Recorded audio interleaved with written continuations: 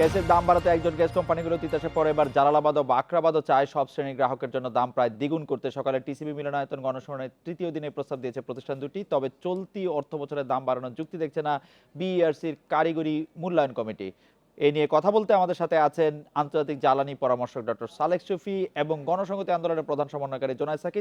Doctor সালেক শফি, আমরা প্রথমে আপনার কাছে জানতে চাইবো যে গ্যাসের দাম বাড়ানোর যে যুক্তিগুলি পক্ষে বা বিপক্ষে অবস্থান করছে বা যারা দিচ্ছেন যে গ্যাসের দাম বাড়ানো উচিত, কারণ পাইপলাইনে যারা গ্যাস পাচ্ছেন তারা সমাজের একটি প্রিভিলেজড অংশ এবং তার সেই গ্যাস বাড়াই উচিত।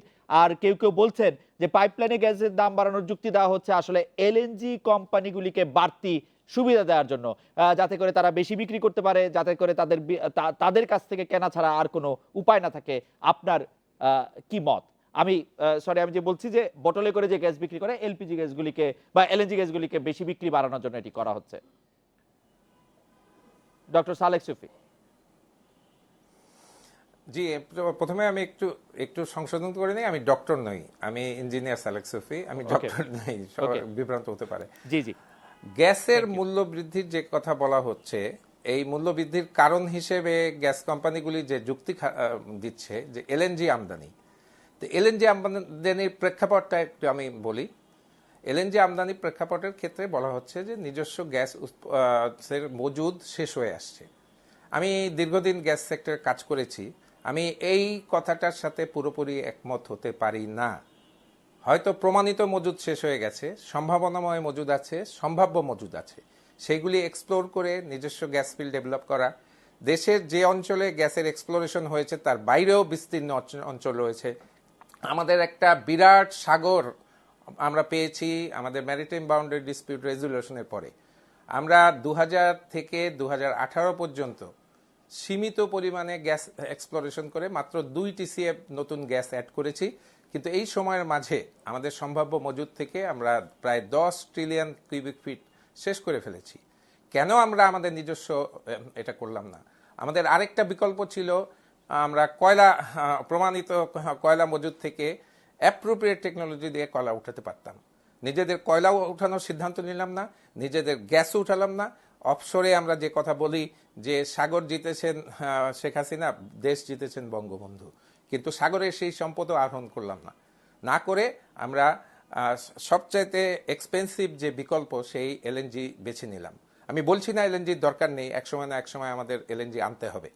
সরকারের এই ব্যর্থতার জন্যে, এই ব্যর্থতার দায়ে আজ যে গ্যাস কোম্পানিগুলি যে ক্যাচ 20 সিচুয়েশনে পড়েছে, সেটার দায় ভাগ ভোক্তাদের উপর বর্তানোর জন্যই তো এই মূল্য বৃদ্ধির কথা প্রসঙ্গ এসেছে। আর মূল্য বৃদ্ধির ক্ষেত্রেও বলি, আমি একসময় গ্যাস ট্রান্সমিশন অপারেট করতাম, যে আপনারা জানেন গত দীর্ঘদিন ধরে গ্যাস সিস্টেমে স্বল্প চাপের জন্য সব ধরনের গ্রাহককে কিন্তু সাফার করছে। এই 500 মিলিয়ন এলএনজি যেটা এসেছে, আমি দুদিন আগে আমি নিজে মহেশখালীতে দেখে এসেছি, সেটা কিন্তু এই সিস্টেমের প্রেশার বাড়াতেই চলে যাবে, এর কোনো পজিটিভ ইম্প্যাক্ট ইমিডিয়েটলি আসবে না। এমনকি আরও 500 মিলিয়নও যদি আসে, পজিটিভ ইম্প্যাক্ট আসবে না। এতদিন যে মানে নিম্ন প্রেশারে দেওয়া হচ্ছিল সেটা হয়েছে। সেই এখনো কি এই 500 মিলিয়ন দেওয়ার পরে কি আপনার সব সিএনজিকে সবসময় গ্যাস দিতে পারছে, বা ইন্ডাস্ট্রিগুলি কি নির্ধারিত চাপে পাচ্ছে? কেন তাদের বেশি মূল্য দিতে হবে? অপরপক্ষে আরেকটা অপারেশনাল পয়েন্ট অফ ভিউ থেকে আমি বলবো, গ্যাস সিস্টেমে বিপুল পরিমাণ অবৈধ সংযোগ রয়েছে। সেই অবৈধ সংযোগগুলি যদি একটা ড্রাইভ দিয়ে কেটে ফেলা হয় এবং এফিসিয়েন্সি যদি বৃদ্ধি করা হয়, এই মুহূর্তে গ্যাসের মূল্য বৃদ্ধির কোনো যৌক্তিক কারণ আমি দেখতে পাই না। জনাব জোনায়েদ সাকি, আপনার কাছ থেকে জানতে চাইবো যে গ্যাসের দাম বাড়ানোর বিষয়ে বাংলাদেশ এনার্জি রেগুলেটরি কমিশন বিইআরসির শুনানি করতে কোনো বাধা নেই বলে আদেশ দিয়েছেন উচ্চ আদালত। আদালতের এই আদেশের প্রেক্ষিতে আপনার বক্তব্য কি? আমরা যদি বলি প্রতিবারই গণশুনানির সময় এই বিতর্ক তৈরি হয় যে শেষ পর্যন্ত সাধারণের কথার কোনো দাম থাকে না। আপনি এই প্রসঙ্গ যদি একটু কিছু বলেন। ধন্যবাদ আপনাকে। আসলে গণশুনানির এই বিষয়টাকে আমরা সবসময় স্বাগত জানিয়েছিলাম এই দিক থেকে যে এটি একটি মানে একটা রাষ্ট্রীয় কিংবা জনস্বার্থভিত্তিক যে সমস্ত নীতি এবং বিষয়গুলো আছে, সেখানে জনগণের অংশগ্রহণের যদি কোনো কাঠামোগত জায়গা থাকে তাহলে সেটা তো খুবই একটা প্রশংসনীয় ব্যাপার, এবং সেই দিক থেকে এটা বাংলাদেশের গণতান্ত্রিক সমাজ নির্মাণে গুরুত্বপূর্ণ ভূমিকা পালন করতে পারে। ফলে আমরা আমাদের দলের অবস্থান থেকে, আমরা আন্দোলনের জায়গা থেকে আমরা সবসময় গণশুনানিতে অংশ নিয়েছি। গত 10 বছর, 8-9 বছর ধরে আমরা ধারাবাহিকভাবে অংশ নিয়ে এসেছি। কিন্তু যেটা আমরা দেখতে পাচ্ছি যে এই যে বার্ক, মানে বাংলাদেশ এনার্জি রেগুলেটরি কমিশন, এটা কিন্তু এক ধরনের আদালতি প্রতিষ্ঠান, অর্থাৎ এটাকে কোয়াজাই জুডিশিয়াল প্রতিষ্ঠান বলা হচ্ছে। যে এখানে দুইটা পক্ষ আছে, দুই পক্ষের যুক্তিতর্ক হবে, এর মধ্যে দিয়ে তারা একটা রায় দিবেন। এবং সেই জায়গা থেকে তাদের কাছ থেকে আশা করা যায় যে মানে সরকার কিংবা কোম্পানিগুলো তারা যে প্রস্তাব নিয়ে আসে এবং ভোক্তা কিংবা নানান ভোক্তার বিভিন্ন সংগঠনের পক্ষ থেকে যে সমস্ত যুক্তিতর্ক হাজির করা হয়, তার মধ্যে একটা ন্যায্যতা প্রতিষ্ঠা তাদের কর্তব্য হবে। কিন্তু আমরা দেখতে পাচ্ছি গত কয়েক বছর ধরে, বিগত প্রায় 9 বছর ধরে আমাদের অভিজ্ঞতা যে সরকার একটা নীতি নির্ধারণ করে ফেলেছে এবং তারা দাম বৃদ্ধি করার সিদ্ধান্ত নিয়েছে। তারা এটাকে কেবলমাত্র একটা প্রক্রিয়া সিদ্ধ করার জন্য বার্কের উপরে দিয়ে একটা আয়োজন করানো হচ্ছে গণশুনানির, কিন্তু সেখানে উত্থাপিত প্রশ্নগুলো নীতি নির্ধারণে তেমন কোনো ভূমিকা পালন করছে না। এটা গেলো একটা দিক। দুটো দিক হচ্ছে যে বার্কের এই গণশুনানির ক্ষেত্রে আমরা নিয়মটা ছিল যে 1 বছরে 2বার দাম বৃদ্ধি করার বিষয়টি অনুৎসাহিত করা হয়েছে, কিংবা বলা চলে যে সেটা করা যাবে না যদি না এমন বিশেষ কোনো পরিস্থিতি তৈরি হয়। আমরা কিন্তু শুনানিতে এই কথাটা বারবার বলার চেষ্টা করেছি কোম্পানিগুলোর দিক থেকে যে আপনাদের জন্য বিশেষ পরিস্থিতিটা কি তৈরি হলো, আপনারা কি ভিত্তিতে গত অক্টোবরে যেখানে আপনারা দাম বৃদ্ধি করা হলো, কার্যকর করা হলো, মাত্র 3 মাসের মাথায় জানুয়ারি মাসে এসে, ফেব্রুয়ারি মাসে এসে আপনারা প্রস্তাব দিচ্ছেন দাম বৃদ্ধির আবারও, এবং আমি শুধু দুটো বিষয় আপনার দৃষ্টি আকর্ষণ করতে চাই। যে বাংলাদেশে ইঞ্জিনিয়ার সালেক সুফি যেভাবেই বলুক না কেন, বাংলাদেশে গ্যাস শেষ হয়ে যাওয়া একটি বাস্তবতা। গ্যাস যদি শেষ হয়ে যায় তাহলে গ্যাস বাংলাদেশের লাগবে। গ্যাস যদি বাংলাদেশের লাগে তাহলে গ্যাসের ব্যবস্থা করতে হবে, এবং সেইটা করার জন্য উপায় জনাব সালেক সুফি বললেন যে আমরা কয়লা আমাদের অপশন ছিল, আমরা নতুন করে গ্যাস এক্সপ্লোরেশন আমাদের অপশন ছিল, আমরা সাগরে গ্যাস অনুসন্ধান করার অপশন ছিল। এই ক্ষেত্রে আসলে গ্যাস দেওয়ার জন্য আমাদের কাছে অপশনটা কি? আর আমরা কয়লা তুলতে পারবো না, কারণ আপনারা মানা করবেন কয়লা তুলতে। গ্যাস আমরা অনুসন্ধান করতে পারবো না, কারণ বাপেক্স সেভাবে সক্ষম না সমুদ্রে গ্যাস তোলার জন্য। বিদেশি কোম্পানি আনতে আপনারা বাধা দিবেন। আসলে আমরা করবো মানে কি করবে আসলে সরকার? সাকিব ভাই। আচ্ছা, আমরা প্রথমত যে জিনিসটা বলি যে এই যে আজকে একটা দেয়ার ইজ নো অল্টারনেটিভ, কোনো বিকল্প নেই, এরকম একটা পরিস্থিতি তৈরি করে আমাদেরকে এলএনজি নির্ভরশীল করে তোলা হলো, এবং এলএনজি নির্ভরশীলতা বাড়ানোর একটা যে মহা প্রজেক্ট নেওয়া হয়েছে, এবং তার মধ্যে দিয়ে গ্যাসের দাম বৃদ্ধির অস্বাভাবিক যে প্রস্তাবগুলো আনা হয়েছে। আপনি জানেন যে 66% থেকে 132% পর্যন্ত দাম বৃদ্ধি, মানে মোটামুটি গড়ে প্রায় দ্বিগুণ দাম বৃদ্ধির প্রস্তাব করা হয়েছে। এই দাম বৃদ্ধিটা প্রথমত আমরা সবাই জানি যে গ্যাসের দাম বৃদ্ধির ফলে শিল্প, কৃষি সহ সমস্ত ক্ষেত্রে দাম বৃদ্ধি পড়বে, জনজীবন ভয়ানকভাবে আবারও একটা বিরাট আর্থিক বোঝার মধ্যে পড়বে। এবং সাকিব একটু বোঝার জন্য, এগুলি পাইপলাইনে গ্যাসের দাম বাড়ানোর কথা বলা হয়েছে না? পাইপলাইনে গ্যাসের দাম বাড়ানোর কথা বলা হয়েছে না? মানে সব অর্থে গ্যাসের আপনার 100 মানে যেটাকে বলে ক্যাপটিভ পাওয়ারের জন্য যে গ্যাস, সেটা 132%। বোতলের গ্যাসের ক্ষেত্রেও কি দাম বাড়বে না পাইপলাইনে? শুনুন, দুটো ধরনের গ্যাস। একটা এলপিজি কিন্তু গ্যাস নয়, এলপিজি আলাদা ধরনের সিলিন্ডার জ্বালানি, সেটা ভিন্ন জিনিস। আমরা আলোচনা করছি গ্যাস নিয়ে, এবং গ্যাস যেটা এলএনজির মাধ্যমে তরলায়িত গ্যাস এনে এখানে সেটাকে রিগ্যাসিফিকেশন করে পাইপলাইনে দেওয়া হবে। আমি একটু জানতে চাচ্ছি যে আবাসিকে যারা পাইপলাইনে গ্যাস পাচ্ছেন তাদের গ্যাসের দাম বাড়ানো হবে, তাই তো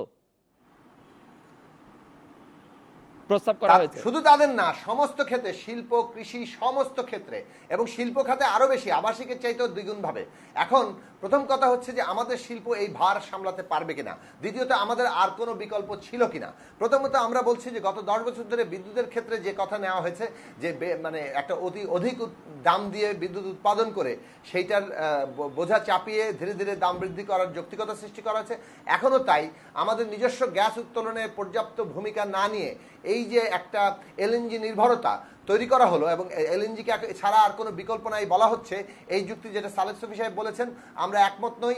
আমরা মনে করি যে বাংলাদেশে এখনো অনেক পরিমাণ গ্যাসের সম্ভাবনা আছে, এবং সেটাকে আমাদের সেখানে যথেষ্ট পরিমাণ বিনিয়োগ করা দরকার ছিল। Gas development fund, energy security fund, এগুলো তৈরি করে দেওয়া হয়েছিল। বাপেক্সকে পঙ্গু করে বসিয়ে রেখে সমুদ্রের গ্যাস উত্তোলনের উদ্যোগ না নিয়ে আজকে এই যে এলএনজি গ্যাস আমদানির যে একটা উদ্যোগ নেওয়া হয়েছে, এবং এটা গত বছর 500, বলা হচ্ছে আগামী বছরে মানে এপ্রিলের নাকি 1000 MMC গ্যাস আসবে, এলএনজির মাধ্যমে ঢুকবে, সেটার জন্য দাম চাওয়া হচ্ছে। অর্থাৎ দাম বৃদ্ধিটার যৌক্তিকতা কি, আগামী এপ্রিলে 1000 এমএমসি গ্যাস ইম্পোর্টেড হবে, তা সেইটা যুক্ত হওয়ার ফলে যে আমাদের ভর্তুকি দিতে হবে, সেই ভর্তুকির জন্য দাম বৃদ্ধি। আমরা প্রথমে যুক্তি তুলেছি 1 বছরে 2 বার বাড়ানো যাবে না। দ্বিতীয় যুক্তি হচ্ছে যে গ্যাস এখনো আসেনি, পাইপলাইনে যুক্ত হয়নি, তার উপর আপনি আগে থেকে দাম বৃদ্ধির আলোচনা করছেন কেন? আগে গ্যাস পাইপলাইনে যুক্ত হবে, কি পরিমাণে সে গ্যাস যুক্ত হলো, তার দাম কে নির্ধারণ করলো, এইসব ব্যাপারে স্বচ্ছতার পরে তারপর দাম বৃদ্ধির আলোচনা চলতে পারে। তাহলে মূল বক্তব্য হচ্ছে একটা নীতিগত, যে আমাদেরকে আদৌ ভিন্ন কোনো বিকল্প আছে কিনা, অর্থাৎ আমরা আমাদের গ্যাস উত্তোলনে পর্যাপ্ত উদ্যোগ নিয়েছি কিনা, নাকি কায়েমি স্বার্থে বিশেষ কয়েকটি রাজনীতি সংশ্লিষ্ট, রাজনৈতিক ক্ষমতা সংশ্লিষ্ট কোম্পানির স্বার্থে যেভাবে এলপিজি আমদানি তাদেরকে দেওয়া হয়েছে, এলপিজির পুরো ব্যবসাটা তাদের দেওয়া হয়েছে, তাদের স্বার্থেই বাসাবাড়ির গ্যাসের দাম বৃদ্ধির ফালতু অভিযোগ তোলা হয়, অযৌক্তিক অভিযোগ। সাকিব, আপনি কি জানা আছে যে বাসাবাড়িতে আসলে মোট ব্যবহৃত গ্যাসের কত % ব্যবহৃত হয়, বা কতজন লোক বাসাবাড়িতে গ্যাসের সংযোগের সুবিধা পান? অনেক কম হয়। এবং আমরা কিন্তু আমাদের বিশেষজ্ঞরা কিন্তু বারবার বলেছেন, যারা বাসায় পাইপলাইনে গ্যাসের সুবিধা পান এবং যারা বাজার থেকে বোতলে করে গ্যাস কিনেন, তাদের মধ্যে যে পার্থক্য রয়ে যাচ্ছে, সেই বৈষম্য কমানোর জন্য বাসাবাড়ি গ্যাসের দাম বাড়াতে হবে। পাইপলাইনে গ্যাস দেওয়া কোনো সমাধান না, আমাদের বিশেষজ্ঞরা বলেছেন। আমাদের বিশেষজ্ঞরা বলেছেন। প্লিজ আমি আপনাকে আমার বক্তব্যটা পরিষ্কার করি, এক লাইনে একটু শুনেন। সেটা হচ্ছে প্রথমত যে 800 টাকা এখন দেওয়া হয়, হ্যাঁ, সেই 800 টাকার বিল দেওয়া হয় ঠিকই, কিন্তু তার অর্ধেকও গ্যাস ব্যবহার করে না। মিটার লাগান 400-500 টাকার উপরে কারো বিল ওঠে না যাদের মিটার লাগানো হয়েছে, 1 নম্বর। 2 নম্বর হচ্ছে যে এক একটা বাড়িতে যদি আপনি এলপিজি সিলিন্ডার ব্যবহার করেন, সেখানে প্রায় 2, 2.5, 3টি সিলিন্ডার লাগে, ঠিক আছে, 1000-1200 টাকা করে হলে সেখানে আপনার খরচ প্রায় 3000-এর উপরে চলে যায়। কিন্তু এলপিজি এর আগের শুনানিতে এফবিসিসিআই সভাপতি বলেছিলেন 400 টাকা দেওয়া সম্ভব। আমরা যদি ধরি যে সেটা খুব বেশি কম বলা হয়েছে, তাহলে নিশ্চয়ই তার 3 গুণ দামে এলপিজি বাজারে কেন বিশেষ কয়েকটি রাজনৈতিক ক্ষমতা সংশ্লিষ্ট কোম্পানির হাতে দেওয়া হলো? তার মানে তাদের ব্যবসার স্বার্থে আপনি দামটাকে উঠিয়ে তুলছেন, 1। 2 হচ্ছে আমার মনে হয় যে সাকিব ভাই এটা অতি সরলীকরণ হচ্ছে। যাই হোক, আমরা একটা, আপনি কি শেষ করবেন? আমরা একটা বিরতি নেব, বিরতি নিয়ে ডক্টর সালেক সুফির কাছ থেকে শুনবো যে পাইপলাইনে গ্যাস এবং গ্যাসের দাম বাড়ানোর যে প্রস্তাব এবং সেটার সাথে যে এলপিজির যে সমন্বয় বা সামঞ্জস্য করা, সেই ব্যাপারে একটু আপনার ডক্টর সালেক সুফি, আমরা জানতে চাইছিলাম যে এই যে গৃহস্থালী খাতে গ্যাসের দাম এবং এলপিজির মধ্যে যে একটা সমন্বয়ের কথা বলা হচ্ছে, সেই সমন্বয়টি আসলে দাম বাড়িয়ে করা একমাত্র সমাধান কিনা, এবং জনাব জুনায়েদ সাকি যেগুলি বলছিলেন সেগুলিও আসলে আমলে নেওয়ার মতো, যেটি হচ্ছে যে এক অর্থ বছরে একবারে বেশি মূল্য বৃদ্ধি করা যায় না। বিইআরসি অক্টোবরে দাম বাড়িয়েছে, আবারও এখন দাম বাড়ানোর প্রস্তাব করছে। এই প্রস্তাবটি আসলে অবৈধ কিনা আপনি কি মনে করছেন জনাব সালেক সুফি? আচ্ছা, শুরুতে বলি, আমি কিন্তু দীর্ঘদিন এই গ্যাস কোম্পানিগুলির সাথে জড়িত ছিলাম। পৃথিবীর বিভিন্ন দেশে, যে দেশে আমাদের থেকেও অনেক বেশি গ্যাস মজুদ আছে, তারাও কিন্তু পাইপলাইনে গ্যাস সরবরাহ করে না, এই গ্যাসটাকে ভ্যালুয়েট করে সরবরাহ করে। একসময় যখন আমরা শুরু করেছিলাম তখন বিকল্প ছিল না জনপ্রিয়তা দেওয়ার জন্য, এবং তখন বলা হতো প্রচুর গ্যাস আছে। সেই গ্যাস সম্পদকে আমরা গৃহস্থালী খাতেও দিয়েছি এবং আমরা যথেষ্ট অপচয় করেছি। আপনি জানেন, ঘরে ঘরে একটা ম্যাচের কাঠির জন্য আমরা করতাম। তো যখন বিকল্প সৃষ্টি হলো, এলপিজি দেওয়ার সুযোগ আসলো, সেই এলপিজি দেওয়া শুরু হয়েছে। কিন্তু এলপিজির দাম এবং গৃহস্থলী গ্যাসের দামের একটা বিরাট ব্যবধান থাকায় এলপিজি ব্যবহারের ক্ষেত্রে শুধুমাত্র যেসব গ্যাস নেটওয়ার্কের বাইরে করা হয়েছে। তো এখন গ্যাস যেহেতু আগে আমাদের নিজস্ব গ্যাস ফিল্ডগুলিতে থেকেই আসতো এবং বঙ্গবন্ধু একেবারে থ্রো অ্যাওয়ে প্রাইসে কতগুলি গ্যাস ফিল্ড আমাদের করে দেওয়ায়, শেল থেকে নিয়ে নেওয়ায় আমরা লেস দেন ইকোনমিক প্রাইসে গ্যাস পেয়েছি। কিন্তু সেই পরিস্থিতির পরিবর্তন ঘটা শুরু করেছে যখন আমরা ইন্টারন্যাশনাল অয়েল কোম্পানিজগুলির থেকে বাজার মূল্যে গ্যাস কিনতে শুরু করেছি। এই বর্তমান অবস্থায় এই এলপিজিকে জনপ্রিয় করার জন্য আরও একটা বিকল্প হতে পারত এলপিজি প্রাইসের উপর রেগুলেশন, মার্কেটের উপর ছেড়ে না দিয়ে এলপিজি প্রাইসটা, এলপিজিকে সুলভ করে, এলপিজি প্রাপ্যতা সুলভ করে এলপিজি প্রাইসিং এর উপরে কন্ট্রোল করলে এলপিজিটাকে কমিয়ে নিয়ে আসা হতো এবং গৃহস্থলী গ্যাসের দাম সহনীয় পর্যায়ে বাড়িয়ে নিয়ে আসা যেত। আমি তো ব্যক্তিগতভাবে মনে করি এলপিজিকে এখন আরো সহজলভ্য করে ধীরে ধীরে পাইপলাইনে গ্যাস সরবরাহ সম্পূর্ণভাবে বন্ধ করে। ধরেন সরকারের নীতি বা পলিসি যে পাইপলাইনে তারা আগে গ্যাস দেওয়া শুরু করেছে, সেই পাইপলাইনে যারা গ্যাস আমরা ব্যবহার করছি তারাও তো ডক্টর সালেক সুফি, আপনি আমাদের শুনতে পাচ্ছেন নিশ্চয়ই, তারাও তো আসলে মধ্যবিত্ত বা নিম্ন মধ্যবিত্ত পরিবারেরই সদস্যরা সেটি ব্যবহার করছেন। তাদের উপরে যখন আপনি 750 থেকে একবারে 1350 টাকার কথা বলছেন, যখন 800 থেকে 1440 টাকার কথা বলছেন, সেটি আসলে যৌক্তিক হচ্ছে কিনা? আরো একটি বিষয় এর মধ্যে যেটা আসছে, আমরা দেখছি যে বিতরণ কোম্পানিগুলি ক্ষতির কথা বলে টাকা বাড়ানোর কথা বলছে, তারা দুর্নীতিতে আকণ্ঠ নিমজ্জিত। তাদের সেই দুর্নীতি বা পিলফারেজ বন্ধ করার ক্ষেত্রে তারা যতটা মনোযোগী, তার চেয়ে অনেক বেশি মনোযোগী গ্রাহক থেকে আসলে টাকা নিয়ে নেওয়ার জন্য। এটি কিরকম ডক্টর সালেক সুফি?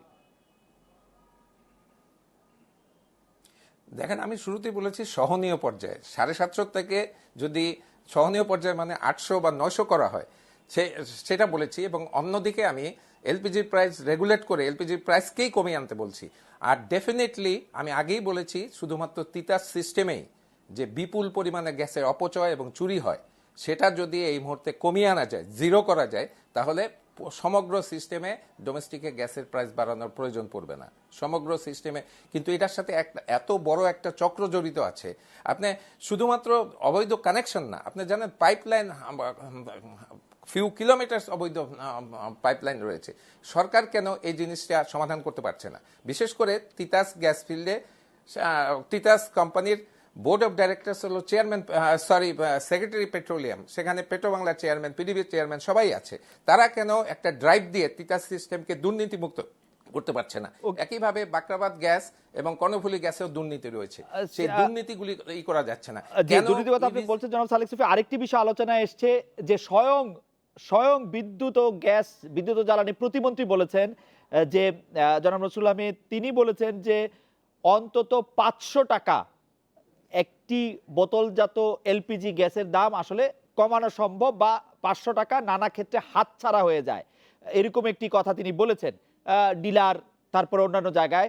আপনি কি এই বক্তব্যের সাথে একমত? আসলেই কি একটি বোতলজাত এলপিজি গ্যাসের পরিমাণ 500 টাকায় বা 600 টাকা আনানো সম্ভব? সেই হিসাবে যারা এক চুলা ব্যবহার করছেন, তারা একটি বোতলে মাস পার করতে পারলে তাদের খরচ 500 বা 600 টাকায় চলে আসবে, তাদের আর তিতাস বা অন্য বিতরণ কোম্পানিগুলির উপর নির্ভর করতে হবে না।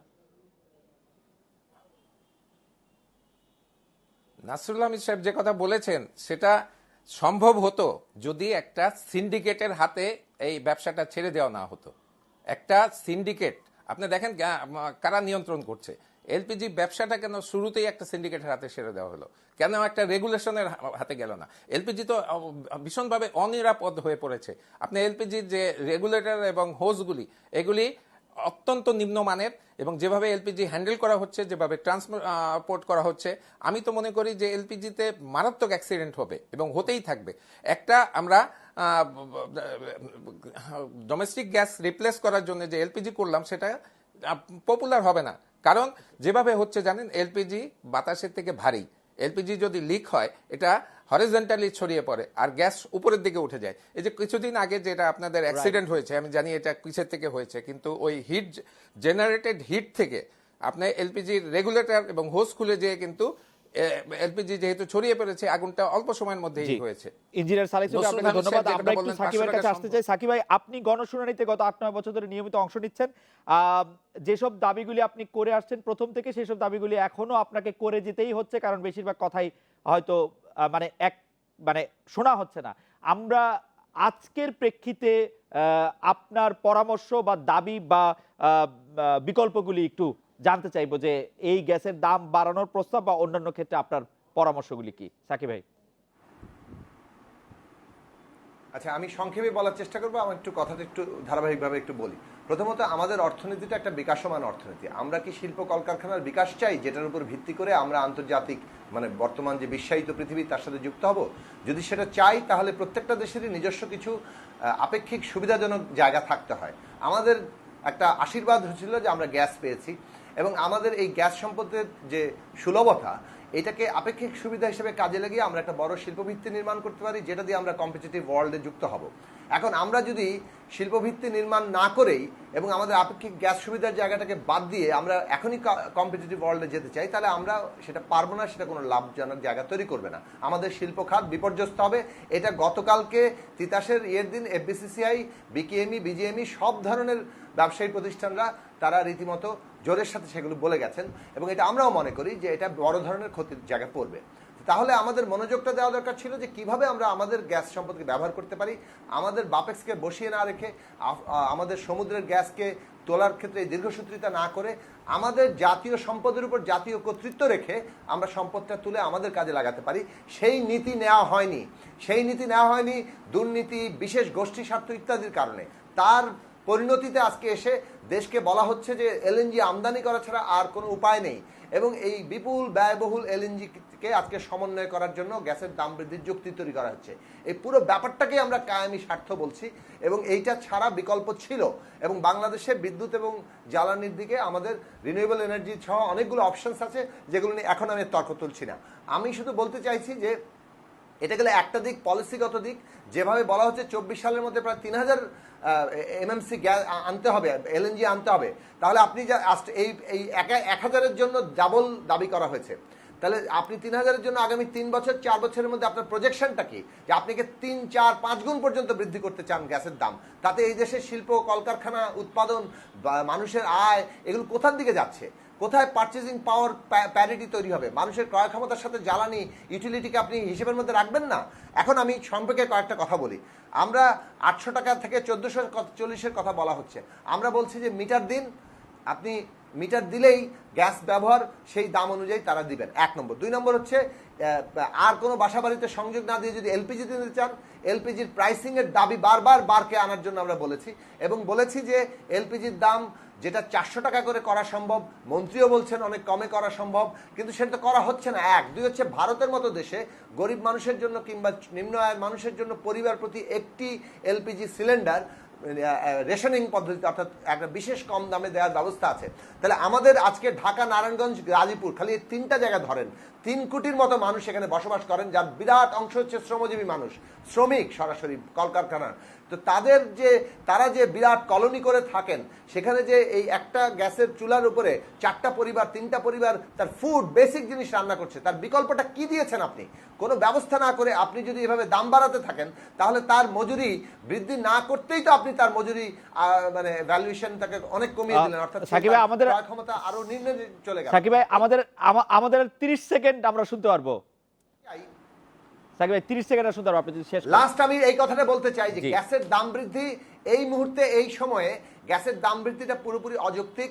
আগে পাইপলাইনে গ্যাস আসুক, পাইপলাইনের গ্যাস অর্থাৎ এলএনজি গ্যাসের দাম নির্ধারণ বার্কের অধীনে দেওয়া হোক, তারপরে আমরা বুঝবো যে এই দাম নির্ধারণের ক্ষেত্রে আমরা কি পরিমাণ যাব।